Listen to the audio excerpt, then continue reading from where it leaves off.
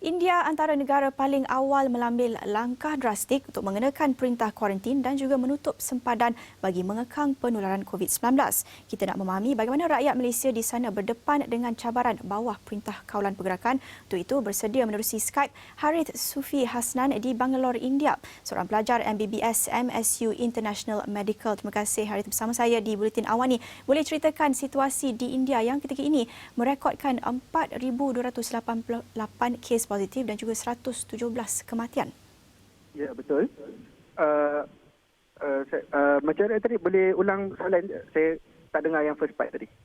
Harith, kami nak tahu situasi di India sekarang ini bawah perintah kawalan pergerakan. Bagaimana Harith dan juga pelajar lain berdepan dengan cabaran itu? Okey, Assalamualaikum. So, macam ni, kami di Bangalore ada lebih kurang 80 orang pelajar.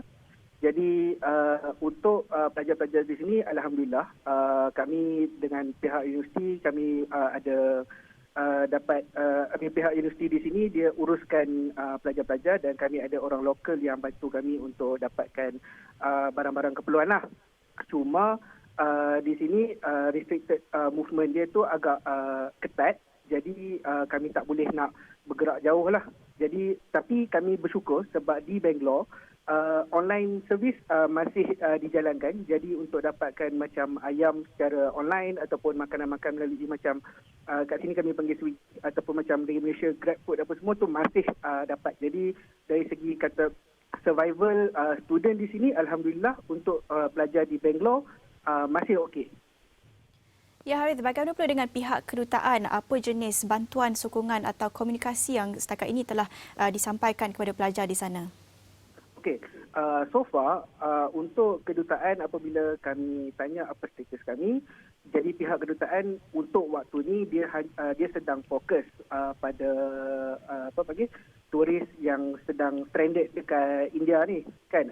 But for the student right now the order is to stay at home dan just follow whatever rules yang government dah letak.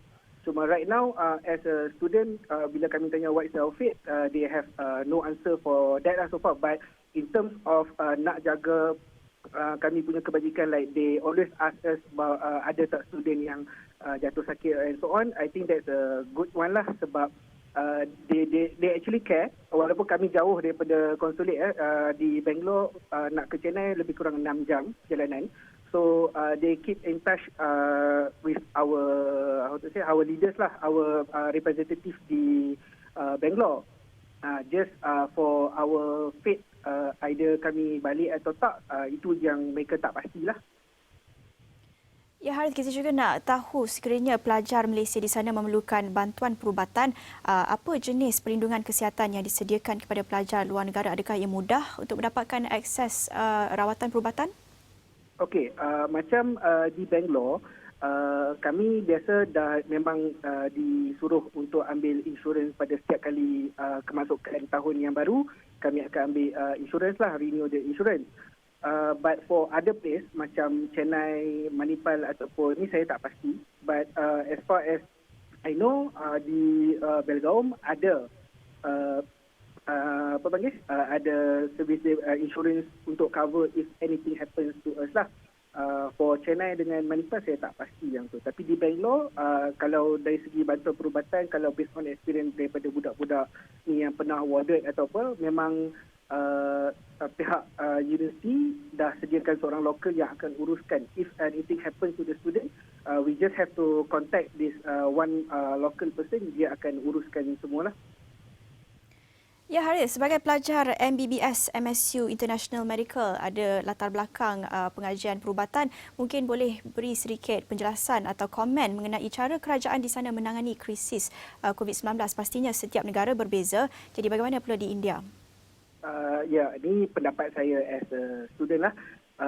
Untuk saya rasa kerajaan India dia the lockdown, announcement of lockdown bagi saya is not a good move lah. Walaupun dia nampak macam efektif, tapi sebenarnya selepas lockdown, the number of cases tu makin meningkat dan cuba bayangkan daripada 1 April 2020 kes adalah 212 dan jumlah kematian adalah 55.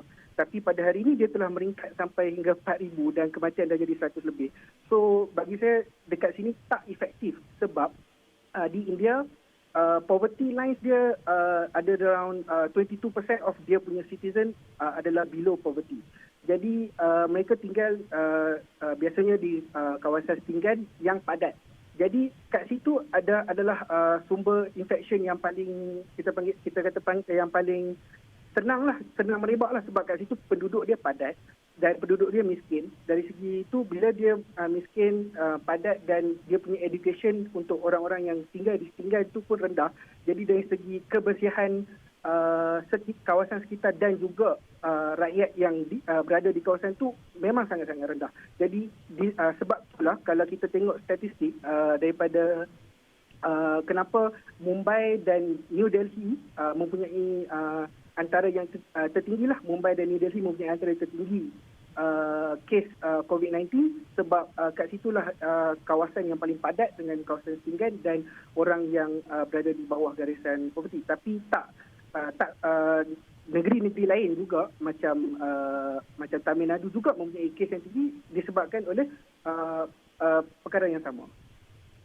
Harith, bagaimana pula dengan kadar ujian COVID-19 di sana? Sekiranya Harith ingin menjalankan ujian COVID-19, adakah ia mudah untuk mendapatkan akses kepada ujian itu? Okey, jadi untuk apa informasi yang saya dapat daripada India Times, website indiatimes.com, as far as test is confirmed, yang kami tahu ada di Karnataka cuma ada 5 testing facilities untuk 30 daerah. Dan isolation bed cuma ada 26. Cuma di sini sepatutnya pelajar di Bangalore ni sepatutnya rasa sangat bersyukurlah sebab salah satu daripada testing facility ini berada di Bangalore. Jadi if anything happen saya rasa mudah untuk dapat, cuma saya dapat tahu yang harga dia lebih kurang 200 lebih untuk testing saja. So saya tak sure dari segi insurance dia cover tak untuk testing, but the testing is should be around 200 plus lah. Ya, baik Haris, secara ringkas ya.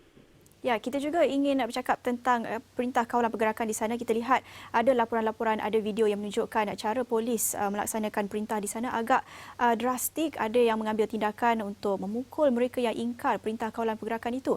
Bagaimana realitinya di sana on the ground, Harith?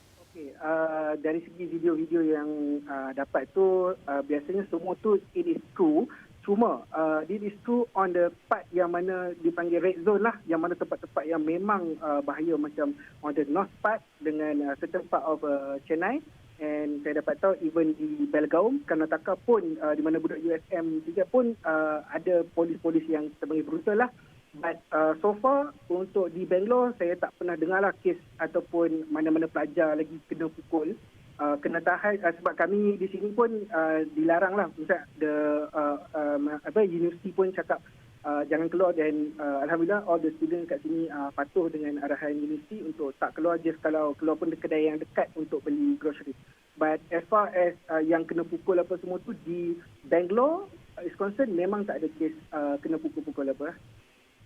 Baik, terima kasih untuk perkongsian itu Harith Sufi Hasnan di Bangalore, India, pelajar MBBS MSU International Medical, untuk perkongsian bagaimana Perintah Kawalan Pergerakan dilaksanakan di Bangalore, India.